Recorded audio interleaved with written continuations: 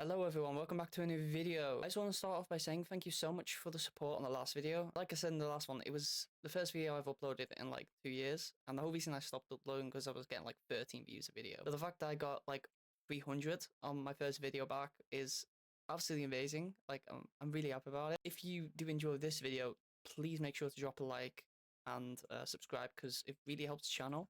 It'll help me get another 300 view video. Today, I'm going to be talking about a mod called Simple Storage Network. This is a mod that I've been using in my unsurvived world for quite a while, and I was getting a few questions about it in my Discord.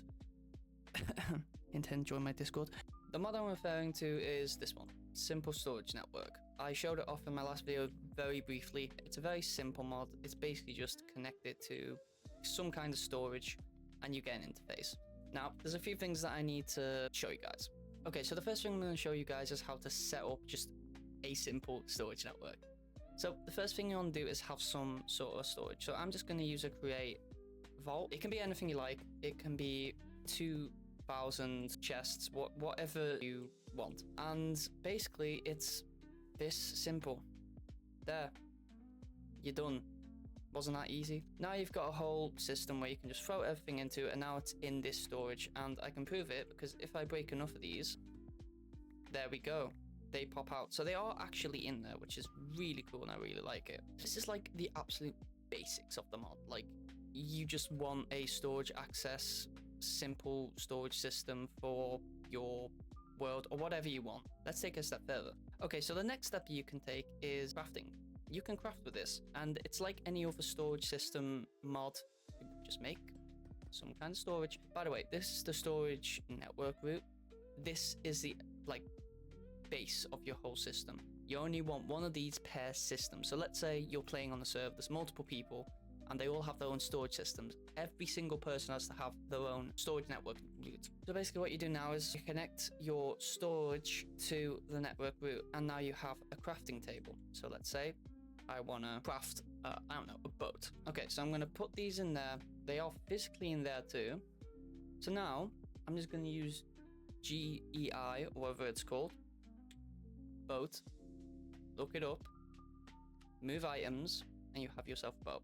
Cool thing is, if you do shift and then click, it will just use all the resources available in the storage system to make as many items as it can, which can be a benefit, but believe me, I've made enough mistakes and I've accidentally crafted stacks upon stacks of chests. Next level to this mod is importing and exporting items. This is a really cool part of the mod, although I don't use it all too often, but you can do very cool things with it. Okay, so for this, we're going to go to my cow farm design. If you want to know how to build this, just go to the last video. I'm sure you'll be able to find it. How this works is you're going to have your main system. You're going to have your storage network route hooked up to it.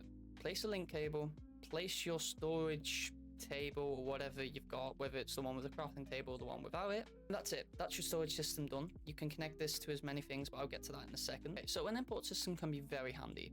Let's say you have a farm and it's a little far away. You don't want to have to go there every time you want to get your items. Instead of having to go there, what you can do is you can connect this storage system of the farm to this one and have all the items move from here to here. And you can have this at your base as your central storage system. What you can also do is just use a link cable, which this is personally what I do in my world, and just connect them. So the way you're going to want to do it is you're going to want to connect link cable to link cable, or just connect to the route. And now they are both connected, but that might not be what you want. So what you also have for an option is to use an export cable. You just connect the export table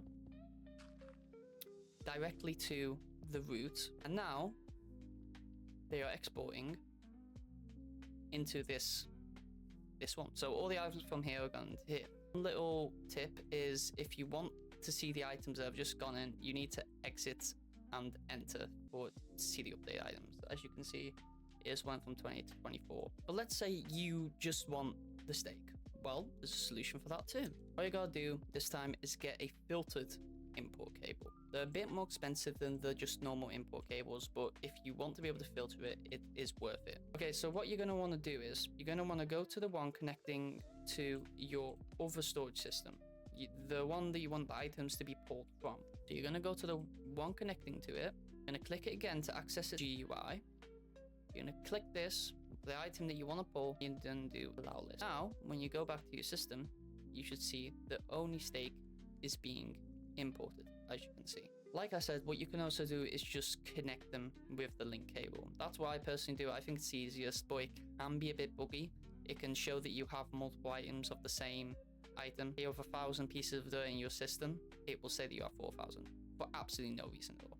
So just be wary of that. Let's say you want to automatically smelt all the items that you get that are smeltable. So all the steak, or let's say you just want to be able to smelt steak. What you can use is an export cable, put it to the back, otherwise it won't work, or it'll glitch out like that. And then that's going to import your fuel. If you want to make it a specific type of fuel, just place the fuel here, and then it will only import the fuel that you want to use. And here at the top, you can specify what you want to smelt. So let's say you want to smelt everything that can go into a furnace, which I wouldn't recommend, but it's possible. Then it'll just pull everything. If you just want to smelt steak, for example, then it will just pull the steak. And then once it is done, import cable, and just do exactly what we did over there with the cow farm, and it exports it right back into the system, fully cooked and ready to eat. That's pretty much everything about the mod. There were a few things that I missed, like upgrades and stuff like that, but to be completely honest, I'm not going to go into that because I don't really understand it myself. If you do want an in-depth tutorial, I'm sure there's others on YouTube, but I just want to make one myself because I think it's a really cool mod, and I think it has a lot of different applications with a lot of different mods. Great being run specifically because of stuff like Vault that you can't access normally without a GUI. There's one other thing I want to cover, and that is the remotes. To use the remote, all you gotta do is click the storage network route that you want to use. So this, I want to use this network, and then I can, lie away a bit. Let's say I'm on the other side of my base, stuff like that, and I can access the inventory. In my opinion, it's just really cool. One thing you got to watch out though for is that it won't load it won't work in unloaded chunks. So if you are, I don't know, in the end or in the nether, it won't work. If you're on the other side of the overworld, it won't work. There is a way to get around this, and that's by using chicken chunks. It's a very easy solution. All you gotta do is place this. It's a mod loader, and now it will literally work everywhere in the game. Yeah, that's pretty much it for today, guys. If you did like it, don't forget to like and subscribe, and I hope to see you guys later. Don't forget to join the Discord.